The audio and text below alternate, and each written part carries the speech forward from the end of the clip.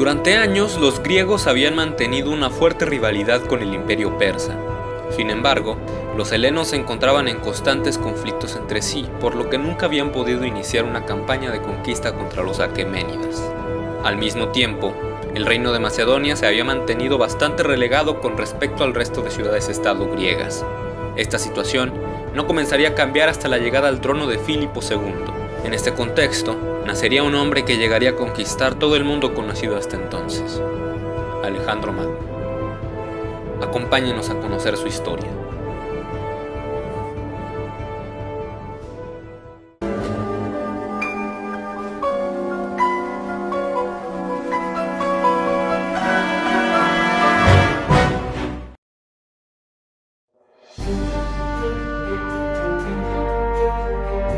Alejandro III de Macedonia nació en la ciudad de Pela a finales de julio del 356 a.C., hijo del rey Filipo II y de su esposa Olimpia de Epiro, aunque su supersticiosa madre siempre aseguró que Alejandro era hijo del dios Zeus Amón, quien se le había aparecido en forma de dragón.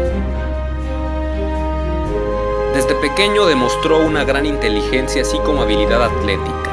Escuchando las noticias que le transmitían los educadores del príncipe, su padre Filipo se convenció de que su hijo era un superdotado, y en el 341 a.C., cuando el Magno tenía apenas 13 años, convenció al gran filósofo de la época, Aristóteles, con reconstruir su ciudad natal, Estágira, que el propio Filipo había destruido en sus conquistas, a cambio de que educara al joven príncipe.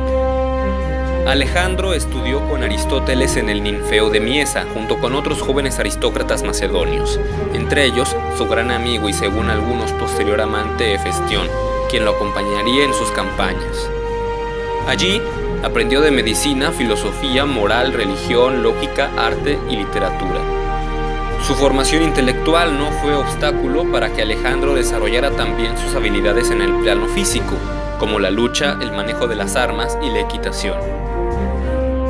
A los 16 años, Filipo le concedió cargos públicos como gobernador de Tracia y militares como general de la línea defensiva de su ejército. Pero donde convenció de verdad al pueblo macedonio fue en la batalla de Queronea, en la cual las ciudades-estado griegas, agrupadas por el político ateniense Demóstenes, se enfrentaron al ejército de Filipo.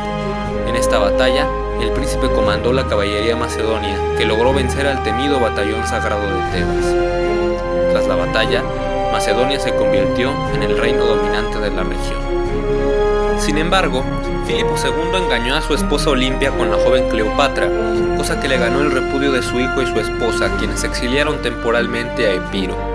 Filipo fue asesinado por su propio guardaespaldas en el 336 a.C., en un atentado que aún hoy es intrigante. Algunos creen que fue planeado por la madre de Alejandro para asegurar que éste ascendiera al trono en contra de la descendencia que pudiera tener Cleopatra. De esta manera, Alejandro III subió al trono muy criticado por su posible participación en el asesinato de su padre, cosa que fue aprovechada por movimientos separatistas en Tebas, Atenas, Tesalia y Tracia, que empezaron a rebelarse contra el reino de Macedonia. Sin embargo, el ejército de Alejandro logró suprimir estas revueltas y, tras arrasar la ciudad de Tebas, pudo organizarse para iniciar la campaña que su padre tanto había deseado y planificado: la conquista del imperio persa.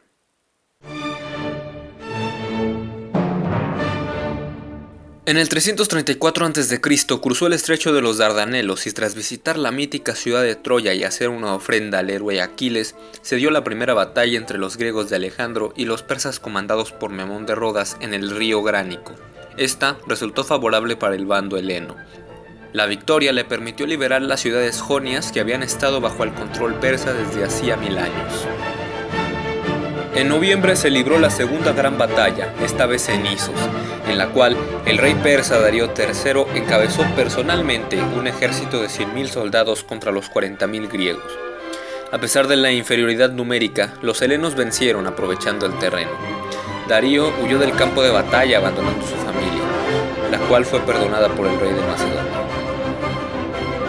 El ejército alejandrino siguió descendiendo por la costa fenicia y palestina, tomando sin resistencia las ciudades de Biblos y Sidón.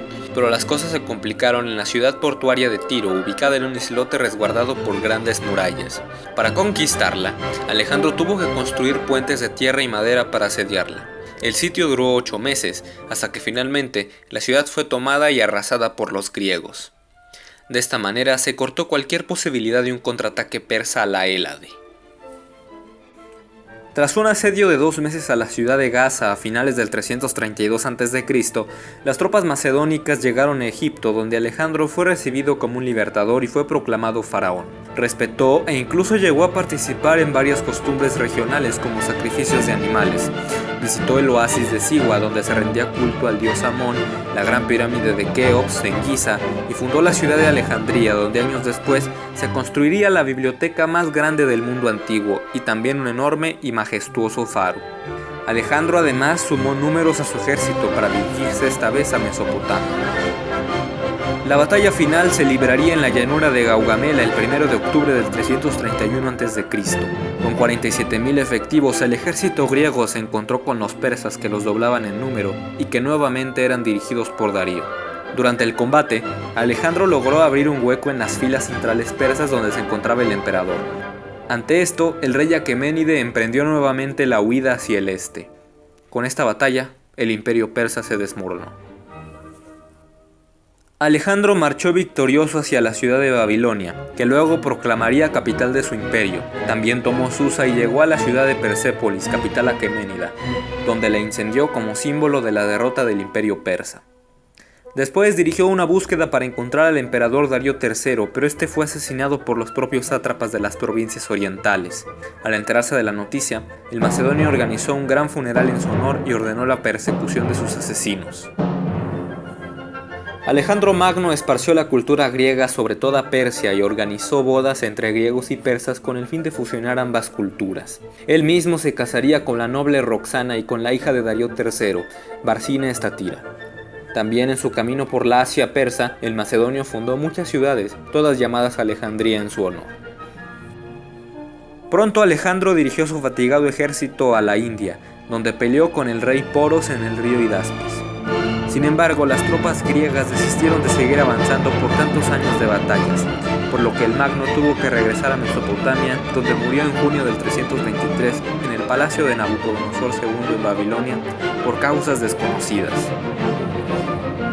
Alejandro Magno dejaba tras de sí un mundo muy distinto, extendiendo la cultura helénica más allá de Grecia y creando una nueva mentalidad global que inspiraría a muchas personas a lo largo de la historia.